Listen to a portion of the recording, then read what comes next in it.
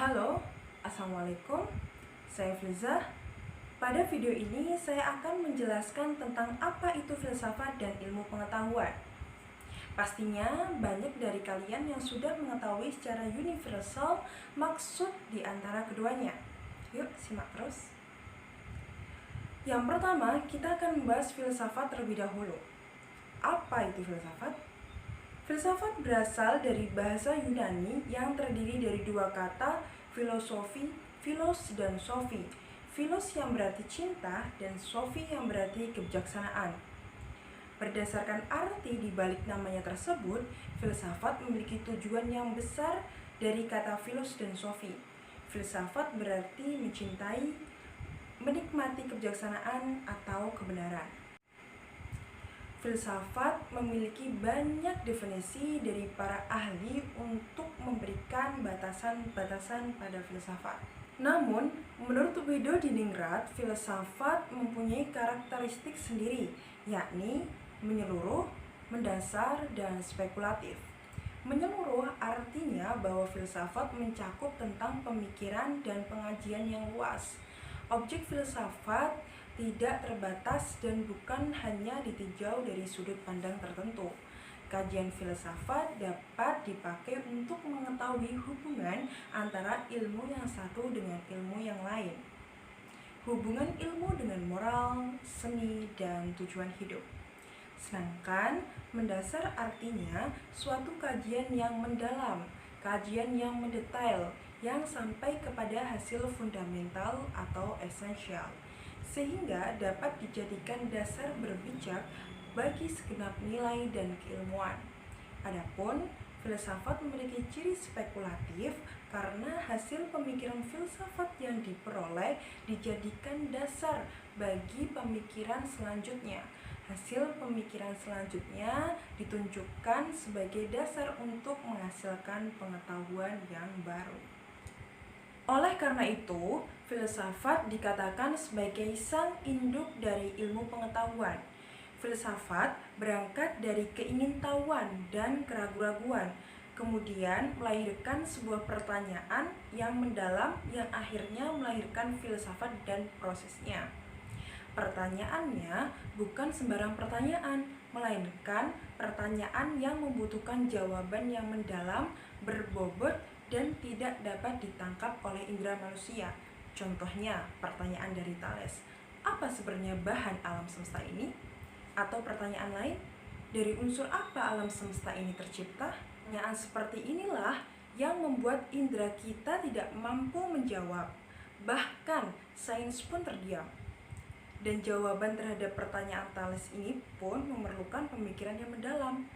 Berbeda dengan pertanyaan yang mudah dan bisa dijawab. Contohnya, apa warna langit pada siang hari yang cerah? Pertanyaan itu tidak akan menimbulkan filsafat. Hal itu cukup dijawab oleh mata kita. Begitupun pertanyaan seperti, kapan awan akan mulai turun menjadi hujan? Pertanyaan tersebut pun tidak akan menimbulkan filsafat. Cukup dijawab dengan melakukan riset saja. Nah, dari filsafat, pemikiran tentang asal-usul alam semesta sebagai pijakan melahirkan ilmu fisika. Pemikiran tentang menjalankan pemerintahan yang baik sebagai pijakan melahirkan ilmu demokrasi dan ilmu politik. Pikiran tentang cara hidup yang baik dan benar sebagai pijakan melahirkan pemahaman dan keyakinan. Itulah guna filsafat di dunia. Semua lahir dari sebuah pertanyaan dan filsafat itu penting untuk dipelajari karena nantinya filsafat akan memberikan pondasi bagi manusia untuk mempelajari ilmu-ilmu pengetahuan lainnya. Lalu, apa itu ilmu pengetahuan? Ilmu pengetahuan terdiri dari dua kata, yakni ilmu dan pengetahuan.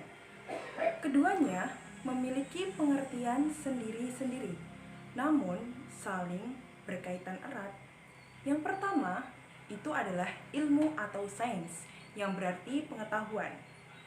Pengertian ilmu sebagai pengetahuan itu sesuai dengan asal-usul istilah Inggris, yakni science, yang berasal dari perkataan Latin Scientia yang diturunkan dari kata sair yang artinya belajar. Dari situ menghasilkan arti mengetahui. Dari mengetahui tersebut berarti menghasilkan pengetahuan, dan itu merupakan hasil atau produk dari sesuatu kegiatan yang dilakukan oleh manusia. Dengan demikian, dapatlah dipahami makna dari ilmu adalah hasil dari sebuah aktivitas. Aktivitas dilakukan oleh manusia yang mana manusia memiliki karakteristik pemikiran yang rasional, kognitif, dan bertujuan. Kemampuan rasional, kognitif, dan memiliki tujuan dalam beraktivitas. Untuk mencapai tujuan dari aktivitas, maka dilaksanakan dengan suatu metode yang tepat. Jadi, fokus manusia atau ilmuwan dalam beraktivitas beralih pada metode yang diterapkan untuk mencapai tujuan yang diinginkan.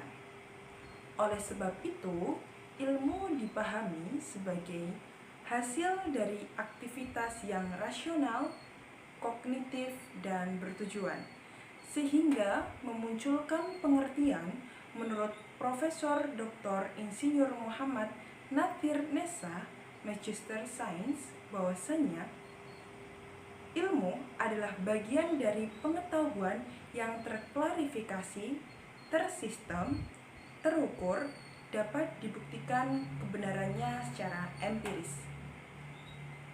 Jadi, kalau ilmu bagian dari pengetahuan, lalu apakah itu pengetahuan? Pengetahuan atau knowledge adalah segala sesuatu yang diketahui. Pengetahuan adalah informasi yang sudah diketahui oleh seseorang yang kebenarannya masih belum diuji dan dikaji. Pengetahuan bisa menjadi ilmu jika telah melalui proses pengujian dan dikaji kebenarannya. Tidak semua pengetahuan dapat dikatakan ilmu, tapi ilmu sudah jelas tentu pengetahuan. Sebab kalau semua pengetahuan dikatakan ilmu, tentu semua yang diketahui dikatakan ilmu. Padahal pengetahuan itu sifatnya hanya baru sebatas tahu, hanya berdasarkan pemikiran seseorang atau sekelompok saja. Pengetahuan yang belum diuji kebenarannya hanya sebatas asumsi pemikiran manusia. Dan ilmu adalah pengetahuan yang disusun secara sistematis, memiliki metode, dan berdiri sendiri, tidak memihak kepada sesuatu atau bersifat objektif. Contoh, antara ilmu dan pengetahuan. Pengetahuan mengenai cara membedakan jenis kelamin pada burung, menurut pecinta burung pasti dapat menjelaskannya secara jelas. Namun hanya sebatas pengetahuan saja, tanpa disertai sebuah penjabaran yang rinci mengenai jenis kelamin pada salah satu burung atau semua jenis burung yang ada. Dan penjelasan secara rinci dan objektif hanya ada pada ilmu. Contohnya dalam ilmu biologi. Jadi, itulah bedanya arti kata pengetahuan dengan ilmu. Karena ilmu itu merupakan pengetahuan yang berupa informasi yang didalami secara detail sehingga menguasai suatu pengetahuan tertentu. Kalau dari segi filsafat, asal muasal ilmu juga terlibat dari sebuah pengetahuan yang mana ilmu lahir karena manusia memiliki usaha berpikir sangat jauh tentang pengetahuan yang dimilikinya. Dari sini dapat ditarik kesimpulan bahwasanya ilmu pengetahuan adalah hasil dari epistemologi. Epistemologi adalah cabang dari filsafat yang berkaitan dengan teori pengetahuan. Ilmu pengetahuan menurut Harton PB dan Kester LH bahwasanya upaya pencarian pengetahuan yang dapat diuji dan diandalkan, yang dilakukan secara sistematis menurut tahap-tahap yang teratur dan berdasarkan prinsip-prinsip serta prosedur tertentu. Demikianlah penjelasan filsafat dan ilmu pengetahuan. Semoga penjelasannya jelas dan dapat dipahami. Tentu penjelasan tentang filsafat dan ilmu pengetahuan ini tidak terbatas sampai di sini. Keduanya memiliki penjelasan yang sangat panjang dan detail. Thank you sudah menonton sampai di detik ini and see you.